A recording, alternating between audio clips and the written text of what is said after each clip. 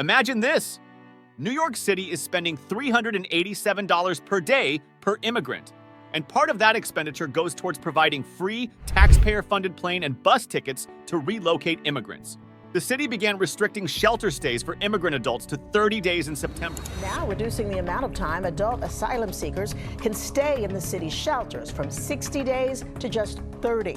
This change cuts the length of time that migrants are allowed to stay in shelters in half. This is going to be extremely devastating for our city. Those who reach the city's stay limit are directed to a re-ticketing center where they can choose to reapply for a shelter space or receive a free ticket to leave town. Only 2% of those offered a plane or bus ticket chose to relocate. New York City is offering migrants a free one-way ticket to anywhere in the world. More than 130,000 asylum seekers have arrived since last year. Unbelievable, right? But why? Welcome back, everyone. Don't forget to subscribe, and hit the bell icon to stay updated on all the latest news. Let's delve into the asylum seekers issue in New York City. Last September, the city started sending out 30-day notices to adult migrants staying in shelters funded by the city. Now, adult migrants will only be allowed to stay for 30 days. Because this is not going to deal with all of the migrants and asylum seekers who are in the city. Later, those without a place to stay were directed to St. Bridget's, a former Catholic school near Tompkins Square Park, where they could decide whether to stay or leave the city. The lines at St. Bridget's are usually long, stretching around the block, and some migrants have endured days of waiting in freezing weather. A weekly overview from mid-December to March, revealing the number of adult migrants who either relocated to a new shelter or opted for tickets to leave the city. On an average day, around 1,600 migrants show up at St. Bridget's, but only 15% managed to secure a bed for the night, according to data from the city's emergency management agency spanning from mid-December to March. Last week, the number of migrants waiting outside the site peaked at 2,800, according to the data. Schaefer also noted that only a quarter of adult migrants who received 30-day notices reapplied for shelter. Up to that point, the city had issued over 55,000 such notices to adult migrants. In September, New York City made a change. Immigrant adults were now limited to staying in shelters for just 30 days. Once this time was up, they had to make a choice: try for shelter again, or get a free ticket to leave the city. Shockingly, only 2% of those offered a ticket chose to leave. The scene at places like St. Bridget's, where immigrants go to make this choice, is hectic. The line often snakes around the building, and only about 15% of the 1,600 people who show up each day can find a place to stay for the night.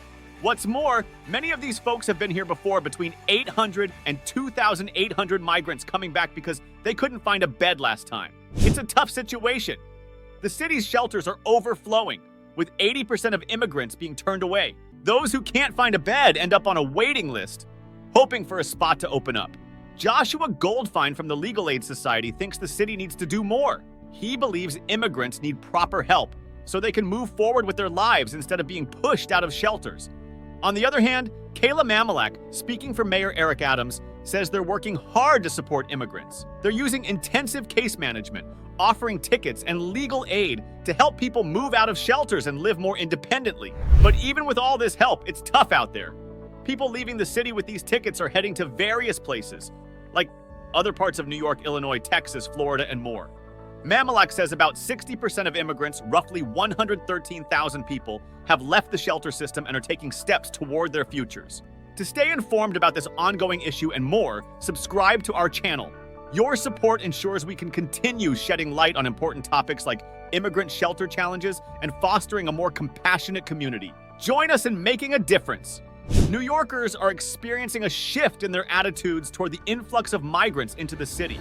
I think even people who are open-minded to what they call migrants coming in have understood now it's costing us. As more migrants arrive seeking shelter and assistance, residents are reevaluating their perspectives on immigration and the challenges faced by newcomers.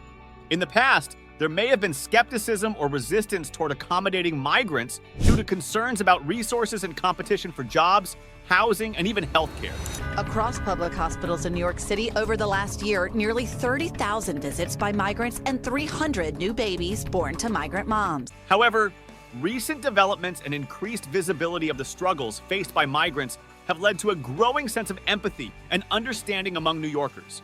Many residents are recognizing the humanity and dignity of migrants, acknowledging the hardships they face and the courage it takes to seek a better life in a new country.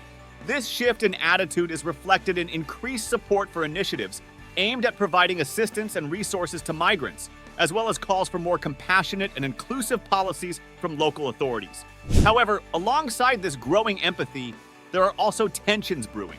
Mayor Adams has expressed concerns about the strain that the increasing number of migrants is putting on the city's resources. Over 100,000 recent migrants. New York City Mayor Eric Adams has warned that this may have grave implications for the city. These concerns have led to debates and discussions within the community about how best to address the needs of both migrants and long-term residents. While there may still be some concerns about the impact of migrant influx on city resources, the prevailing sentiment among New Yorkers seems to be one of solidarity and compassion toward those in need. As the city continues to grapple with the challenges of immigration, this evolving attitude suggests a growing recognition of the shared humanity that unites all residents, regardless of background or origin. In a nutshell, New Yorkers are changing their tune when it comes to migrants moving into the city. Some folks are showing more kindness and understanding, seeing the struggles migrants face, but there's also worry about how many people coming in might strain our city's resources. It's a balancing act between compassion and practicality, especially when some migrants seem stubborn or picky instead of being grateful and cooperative.